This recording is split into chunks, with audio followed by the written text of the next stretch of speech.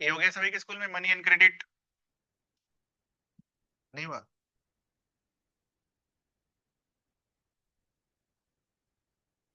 Name 3 different type of transaction. लिखिए, हो गया तो। Name 3 different types of transaction. 3 different types of transaction.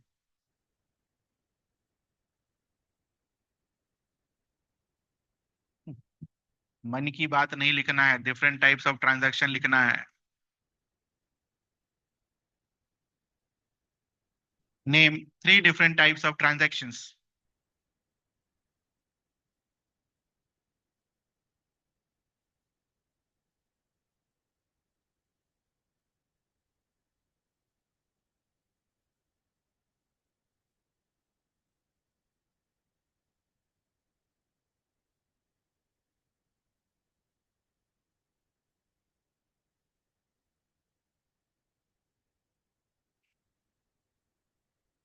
जल्दी करिए, 2 मिनट का टाइम है आपके पास, 41 43 तक।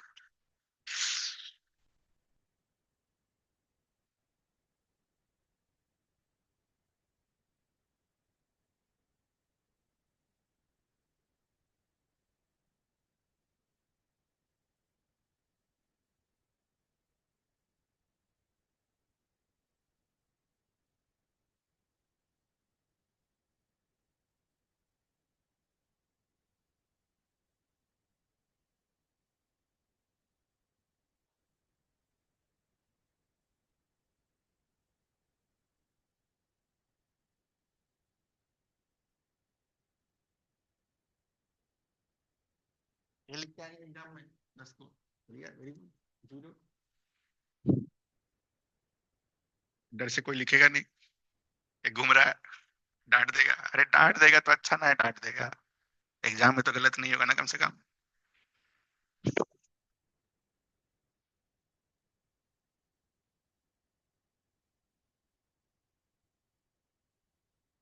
एग्जाम। जीरो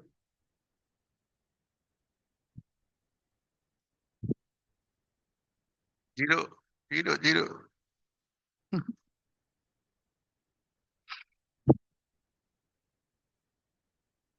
जीरो बेटा।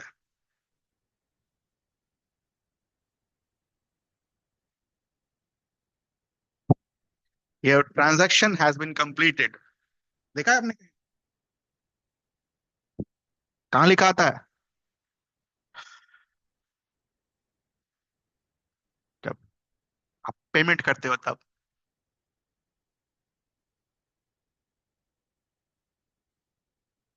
when you pay for goods when you pay for services and when you take a loan, according to NCERT, these constitutes a transaction. मजा आ गया? Chapter का पहला पेज का पहला पैराग्राफ आपको नहीं पता है तो आप क्या पढ़ रहे हैं एग्जाम के लिए? I don't know. Several transactions involving money includes. Can you make a list of this? Number one, in many of these transactions, pehla is goods, second is services, and third is there might not be any actual transfer of money. Loan के case में actual transfer हो सकता है ना हो, but a promise to pay money letter.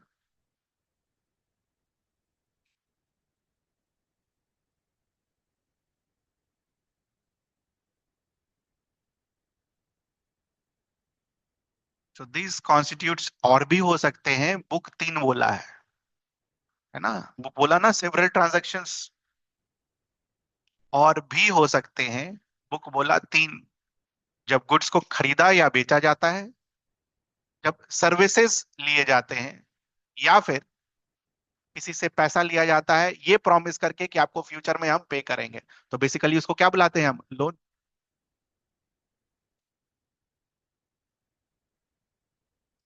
Therefore these are also called transactions involving money. Therefore these are also called transactions involving money.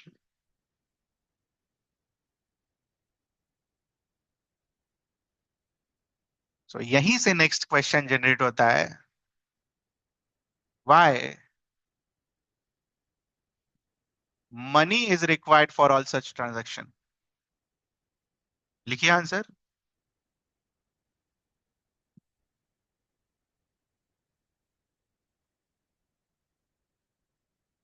एक sentence लिखना है बस, जैसे मैंने लिखा गुड सर्विसेज लोन, बाकी बुक में अंडरलाइन करेंगे। Why money is required for all such transactions.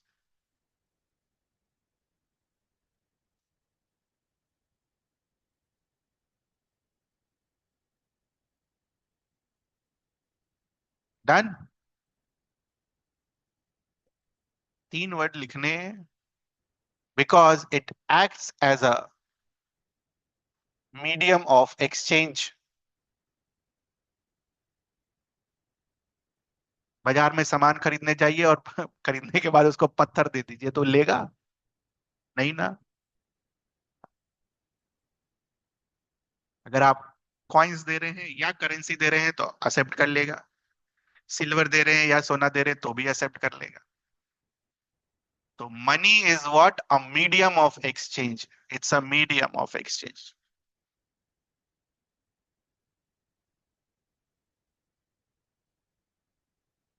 Mark करिए इसको भी।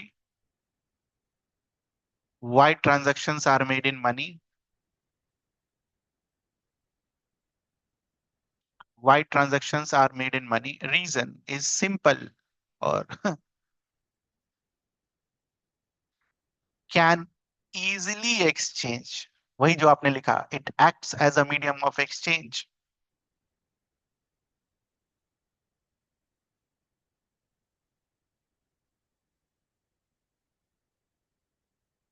A person holding money can easily exchange it for any commodity or service that he or she might want।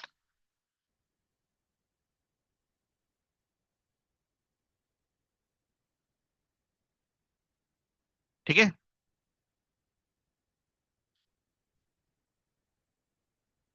यहां तक कुछ पूछना आपको।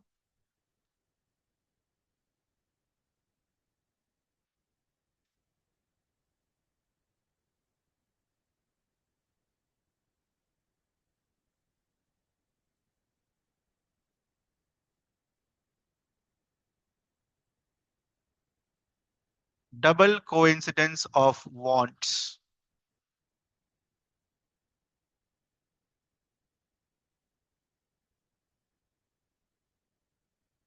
बुक वाले एग्जांपल से ही लर्न करेंगे।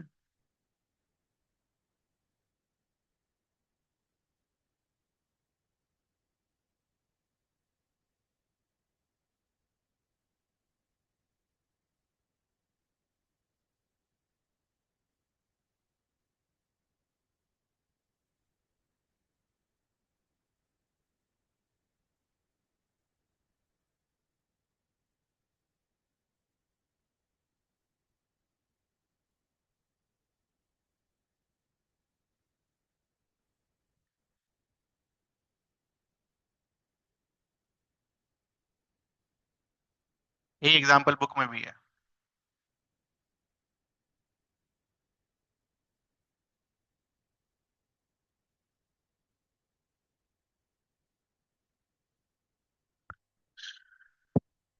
Shoemaker wants to sell his shoes and purchase wheat. What he will do?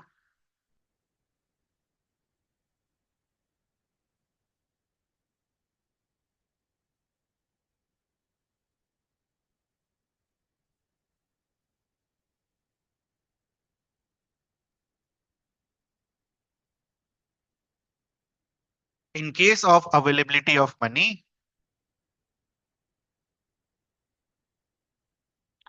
Shoe maker अपना शू बेचेगा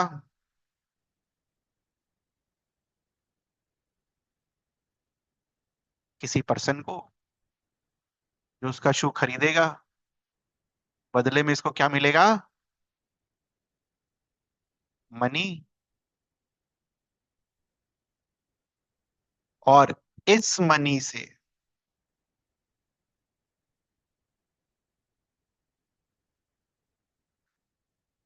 वो क्या करेगा? इसको मनी देगा और इससे क्या लेगा? वीट।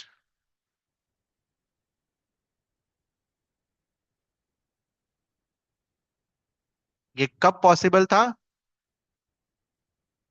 जब money as a medium of exchange आपके इकोनॉमी में अवेलेबल हो, जैसा आज के डेट में होता है।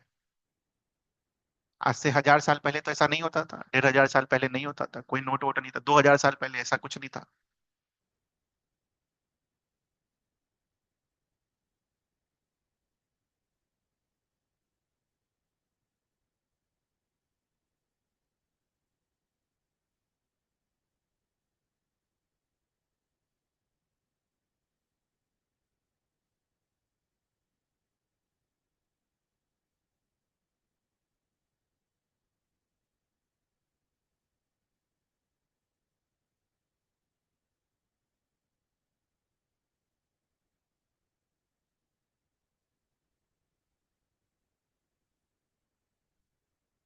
तो ये केस हमने कौन सा पढ़ा?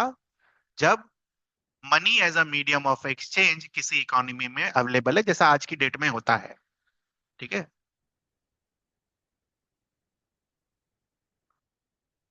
नाउ कंसिडर अ सिचुएशन, हो गया ये? अरे फोटो खींच के भेज देंगे।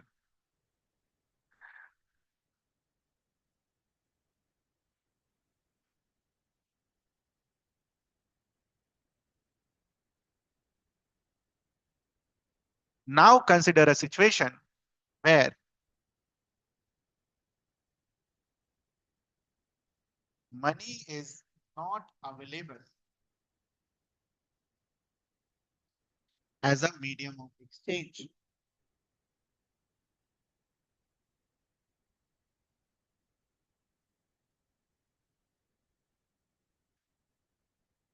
Same question. shoemaker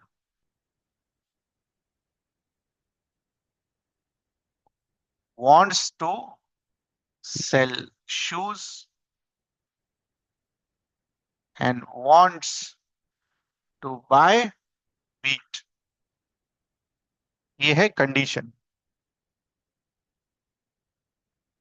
अरे भेज देंगे, पीडीएफ भेज देंगे, अभी भेज देंगे क्लास के बाद, देखो बस।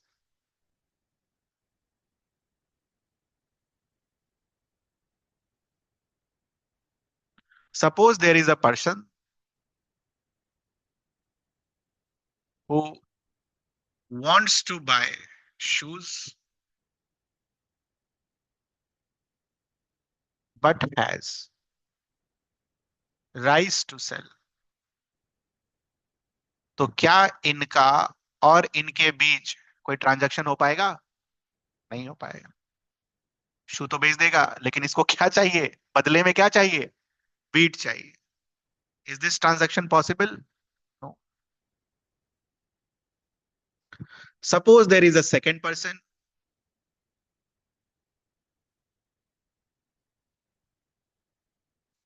Who wants to sell wheat। इसके पास बहुत wheat है,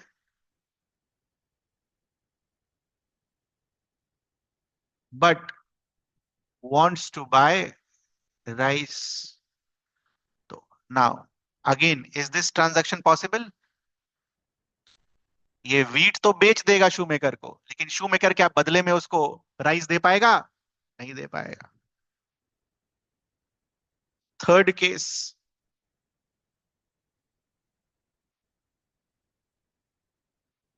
wants to sell wheat, wants to buy shoes। ये ट्रांजैक्शन हो जाएगा। तो ध्यान से देखिएगा, इस ट्रांजैक्शन के लिए, विदाउट मनी वाले ट्रांजैक्शन के लिए, इसका वांट और इसका वांट क्या होना चाहिए? Should match. लाखों करोड़ों लोग हैं, सबका वांट मैच होना क्या है? ये एक तरीके का कोइंसिडेंस। तो दो लोगों is what? Double coincidence of wants, double coincidence कि उसको जो चाहिए दूसरे के पास हो और दूसरे के पास जो हो वो पहले वाले को चाहिए, ऐसा होना इज अ कोइंसिडेंस। तो इट्स डबल कोइंसिडेंस, दोनों लोगों के पास एक दूसरे का वांट एक दूसरे से मैच होना चाहिए। तो double coincidence of wants clear है आपको क्या होता है? यही एग्जांपल बुक में दिया हुआ है, थोड़ा सा इधर उधर करके। तो डबल कोइंसिडेंस ऑफ वांट्स अगर आप देखो, तो डबल कोइंसिडेंस ऑफ वांट्स ने क्या क्रिएट किया है? क्या यहाँ पर ट्रांजैक्शन करना इजी है या difficult? It's difficult to transact. पहले तो इसको आदमी खोजना होगा जो इसका जूता खरीदे, और उसके पास फिर वीट भी होना पड़ेगा। तो this type of transaction is what? Difficult. Sir difficult transaction, difficult. और इस डिफिकल्ट ट्रांजैक्शन को एलिमिनेट करने के लिए क्या चाहिए? मनी। तो money by acting as a medium of exchange overcomes this difficulty. Clear है ये चीज? ठीक है, इसका फोटो मैं भेज दूंगा। इसमें कुछ पूछना हो तो बताओ। फोटो क्या, मैं पीडीएफ भेज दूंगा पूरा। इसमें कुछ पूछना है आपको?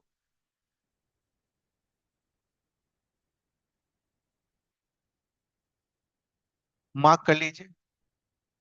डेफिनेशन क्या लिखेंगे? तो पहला वाला स्लाइड जो मैंने आपको यहाँ पर डायग्राम दिखाया, ये वाला in case of availability of money, ये कहाँ लिखा हुआ है? यहाँ लिखा हुआ, यहाँ लिखा हुआ। बस खाली टिक लगा लीजिए।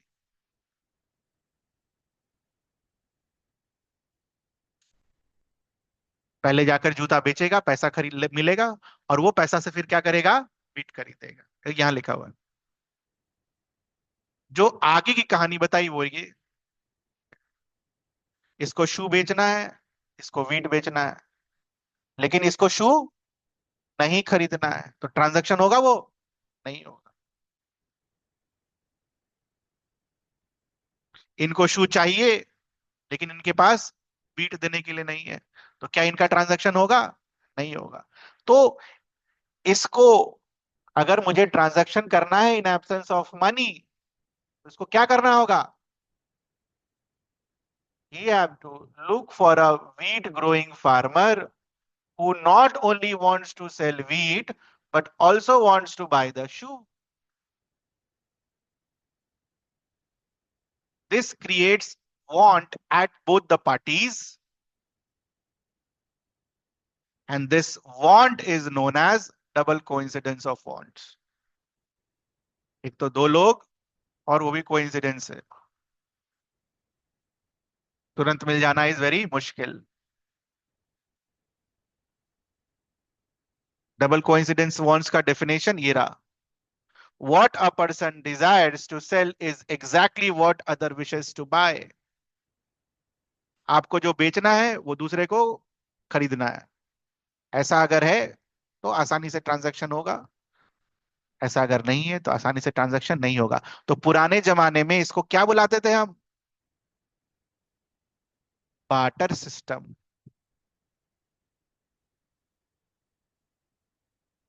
ठीक है, किसी के खेत में राइस होता था, किसी के खेत में गेहूं होता था। तो राइस वाला क्या करता था? राइस के टाइम पर गेहूं वाले के यहाँ अपना राइस बेचता था, और गेहूं फिर उसको ठंड के मौसम में मिलता था। तो दिस वाज बार्टर सिस्टम। तो पहले जब पैसा नहीं था तो ऐसे ही एक्सचेंज हुआ करता था। तो मनी ने डबल कोइंसिडेंस ऑफ वांट को कैसे ठीक किया? By acting as a intermediate step, या फिर by acting as a medium of exchange. So how money has eliminated this problem? Money, by providing the crucial intermediate step, this is the keyword, eliminates the need for double coincidence of wants. How? Money eliminates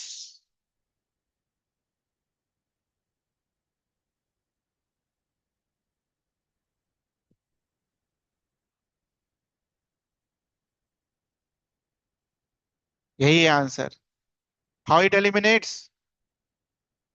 bye providing a crucial intermediate step, या फिर आप इसको क्या लिख सकते हैं, by acting as a medium of exchange.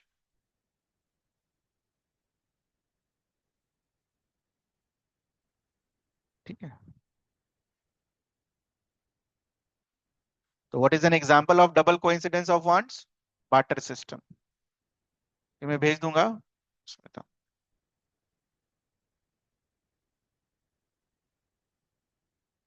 Barter system का मतलब क्लियर है आपको? कुछ पूछना है आपको बार्टर सिस्टम में?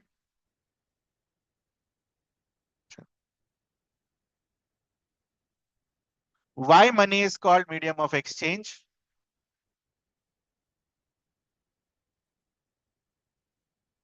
So it act as an intermediate. That's why.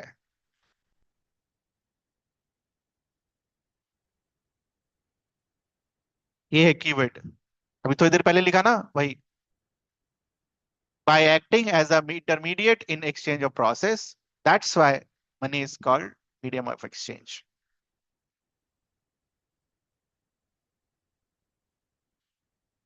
Question number 1 हो जाएगा. How does the use of money make it easier to exchange things? How? It eliminates by acting as a intermediate steps. It eliminates what? Double coincidence of wants. Question number 2. Some examples of goods and services being exchanged or wages being paid through barter. Homework लगाइए. 2 example याद करके जाइएगा. नहीं समझ में आए तो मेरे से अगली क्लास में पूछ लीजिएगा इसका एग्जाम्पल. आज के डेट में बार्टर सिस्टम कहाँ होता है, कहाँ हम यूज करते हैं. ठीक है. यहां तक कुछ पूछना आपको? लिखिए अगला सवाल.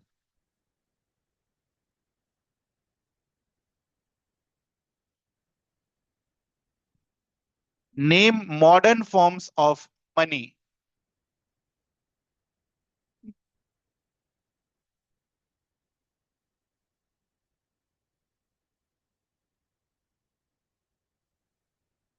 Name modern forms of money.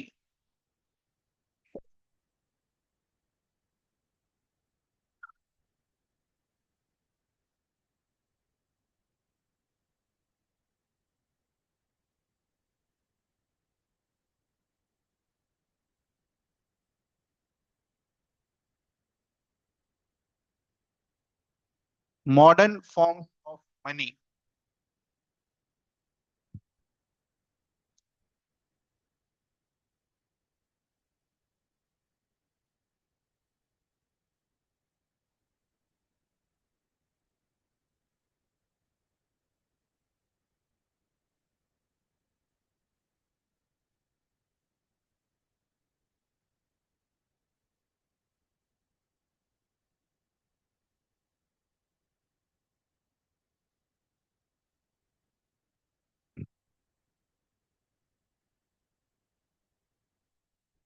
ये लिखा स्कूल वाला चेक.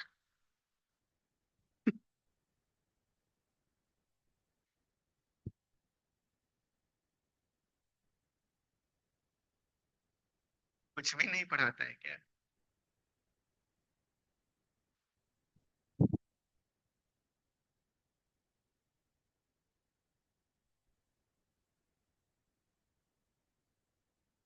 हिंदी इंग्लिश में क्या पढ़ाया होगा भगवान भरोसे भाई. ये देख के समझ में आता है कि कुछ नहीं है. मॉडर्न फॉर्म्स ऑफ मनी मतलब कम से कम किताब तो पढ़ लिए होते.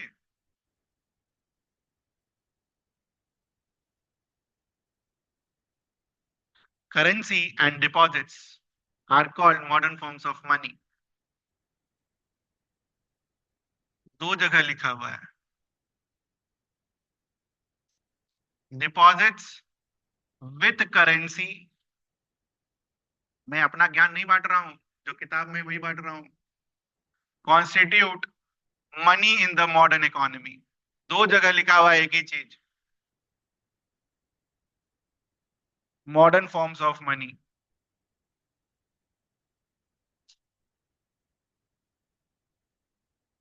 Deposits and currencies. ठीक है,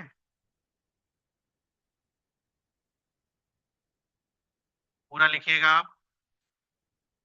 डिमांड डिपॉजिट्स,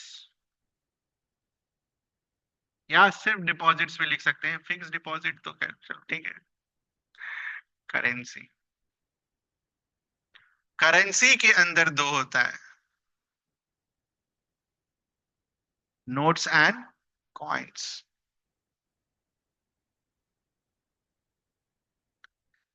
ठीक है, आज के लिए इतना ही, इतना पढ़िए, फिर आगे देखेंगे क्या हो सकता है। संडे तक इसको करना होगा ना, संडे का एग्जाम का क्या करना है। चलिए पढ़िए, जा सकते हैं आप।